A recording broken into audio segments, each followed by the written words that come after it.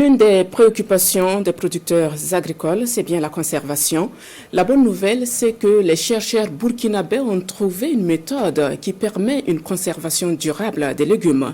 C'est en fait une technique basée sur la fermentation lactique ou lactofermentation, une technique simple, naturelle et accessible à tous. Suivez plutôt un extrait de ce reportage signé Jean et Hadi Sandama.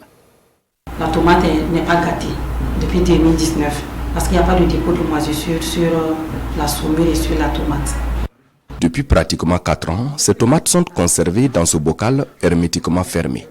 Et pour nous en convaincre davantage de la bonne qualité de ces tomates, nous procédons à leur examen.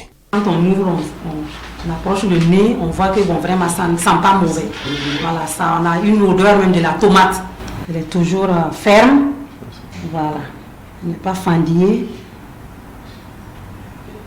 Il n'y a pas de dépôt aussi de moisissure. Voilà. Il ressemble à la pâte de tomate. Voilà. Comme si on avait bouilli. Voilà.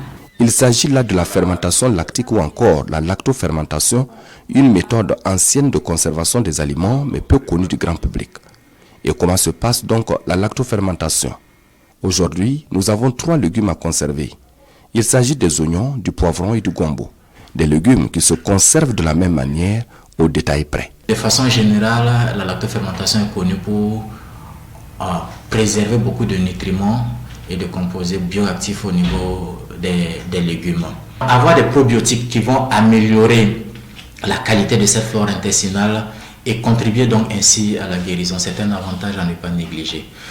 L'autre avantage, c'est qu'avec la fermentation, le légume initial qui était peut-être pas consommable en l'état, les pathogènes vont diminuer avec la fermentation et le légume sera plus propre à consommer.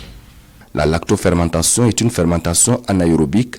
Entendez par là qu'elle ne nécessite pas d'oxygène car les bactéries lactiques sont les seules qui peuvent se développer dans un milieu salé, acide et surtout sans oxygène. Au contraire, si de l'oxygène entre dans ce bocal, des moisissures et levures pourraient s'installer, rendant ainsi la préparation impropre à la consommation, ajoute le spécialiste. Ici, la fermentation est spontanée.